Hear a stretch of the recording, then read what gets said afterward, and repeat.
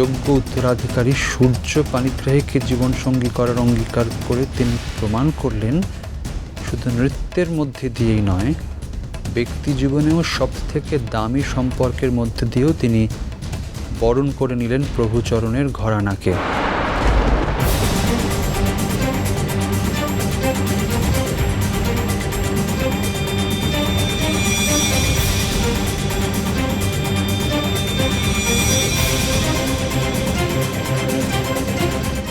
সৃষ্টিকে জিজ্ঞেস করে জানা যায়, আগামী বৈশাখের এক শুভ দিনে তিনি আর সূর্য জগন্নাথকে সাক্ষী রেখে তাদের নতুন জীবনের পথে পা বাড়াবেন।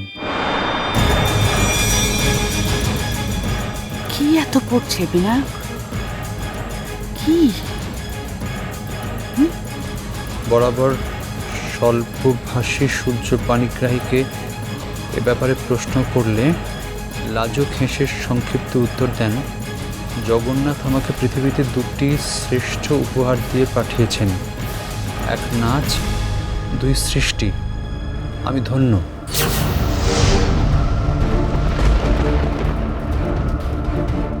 বিনায়ক, কি আমার নাচের কোনো রিভিউ দেখি দাও।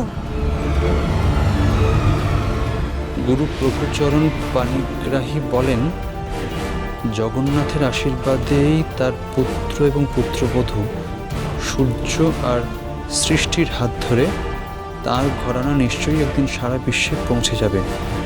এ বিয়ের সংবাদে তিনি খুবই খুশি।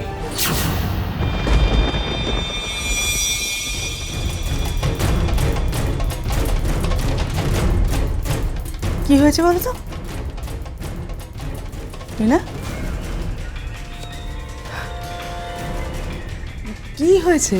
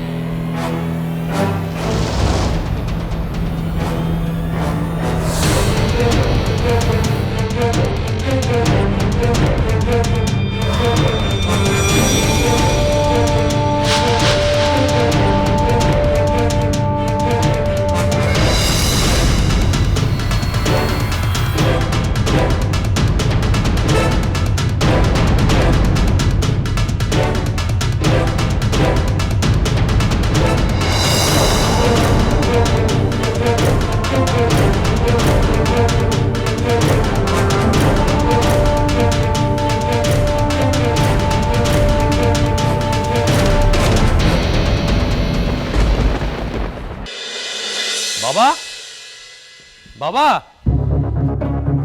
ও বাবা, বাবা কোথায়? এই তো বাবা। আরে কি ব্যাপারটা, কি বাড়িতে ডাকাত পড়লো নাকি? প্রায় সেরকমই ব্যাপার। একটা সাংঘাতিক নিউজ বেরিয়েছে, দেখো বাবা। শুভ শুভ, কি হলো? কি খবর বেরিয়েছে? কি আরে, কি কি হয়েছে মেজো ঠাকুরপো? সব ভালো তো? ভালো না মন্দ সেটা তো জানি না, কিন্তু খবরটা খুবই সাংঘাতিক। আচ্ছা মা, এই কাজল ওর বাবার নাম সূর্য পানিগ্রাহী বলেছিল না? হ্যাঁ, সেরকমই তো শুনেছিলাম। হ্যাঁ, তিনি মারা গেছেন না নিরুদ্দেশ, সেটা নিয়ে তো একটা ডায়লামা ছিল। আরে বাবা, কি লিখেছে কাগজে সেটা পড়ো। দেখছি যে হেডলাইন্স তো দিয়েছে যে বিশিষ্ট নৃত্যশিল্পী সূর্য পানিগ্রাহী জীবিত।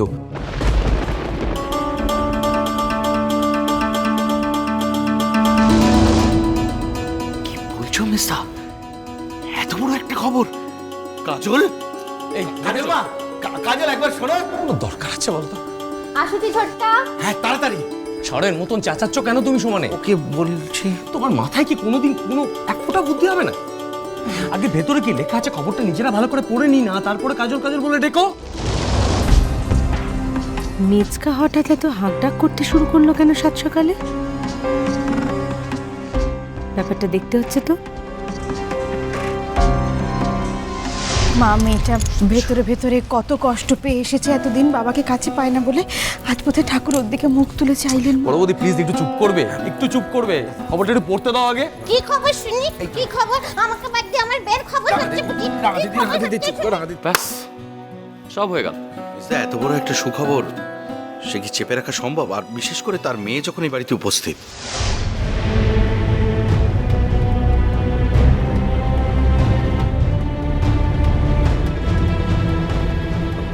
মেচকা, ও ভূমি এসছো?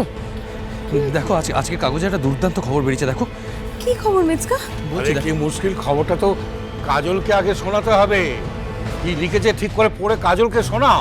শোনাচ্ছি লিখেছে যে বিশিষ্ট নৃত্যশিল্পী সূর্য পানিগ্রাহী জীবিত।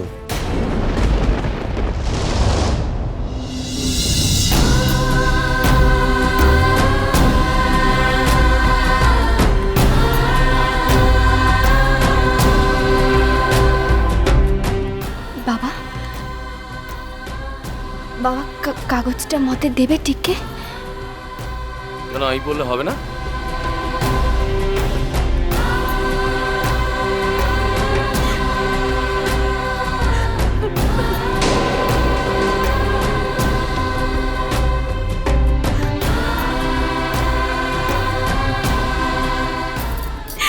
মা কাজল কাঁদছো নাকি? ছি এত সুখবর শুনলে এখন কাঁদতে আছে মা? কেঁদো না।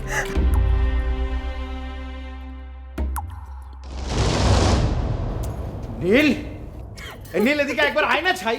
কোথায় গে? যতই আমাকে চোখ রাঙাও মেসা, এই খবরটা শোনার পর নীলকে নিচে না ডেকে আমি পারলাম না।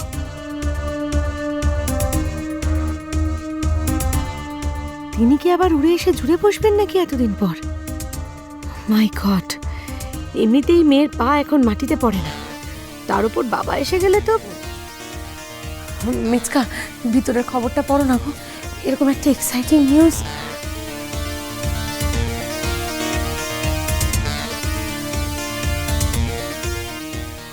কি নিউজ?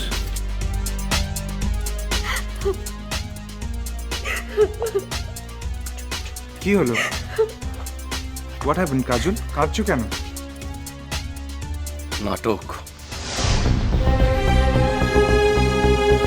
শুভ, এত বাঁকিয়ে কথা বলো কেন তুমি?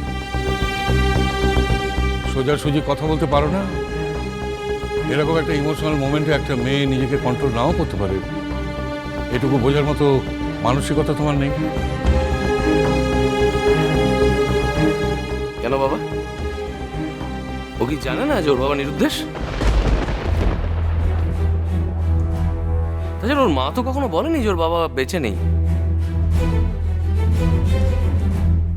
যে কখনো নিজের বাবাকে ভালো করে নিজের চোখে দেখেনি, তার আবার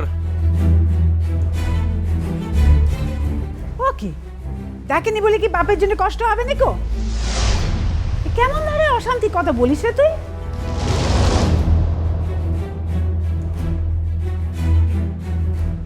দেখো মেজো ঠাকুরপো, আমার মনে হয় তুমি এক্ষুনি এই খবরটা পড়ে উঠতে পারবে। তার চেয়ে কাজলকেই দাও না বরং ওটা পড়ার জন্য। দেখো, এখানে আমাদের সকলের চেয়ে এই খবরটা পড়ার জন্য ওর উৎসাহ যে বেশি হবে, এটা বোঝার অসুবিধা তো তোমার হওয়ার কথা নয় ঠাকুরপো। বাবা, কাগজটা আমাকে দাও। নীলের বউ কাঁদিস না। একবার যখন ঠাকুর তোর দিকে মুখ তুলে চেয়েছে, দেখবি তুই তোর বাবাকে ঠিক ফিরে পাবি। হ্যাঁ, আমরা গিয়ে তোর বাবাকে নিয়ে আসবো। তুই যাব আর আমি যাব, দুজনে মিলে যাব, গিয়ে তোর বাবাকে নিয়ে আসবো। নীল যদি আমাদের নাও নিয়ে যায় না, স্যারকে বলবো। হ্যাঁ, স্যারের সঙ্গে গিয়ে ঠিক তোর বাবাকে আমরা খুঁজে আনবো। কাঁদিস না শোনা, কাঁদে না। কাঁদতে নেই, চোখের জল ফেলো না, কেঁদো না, চুপ।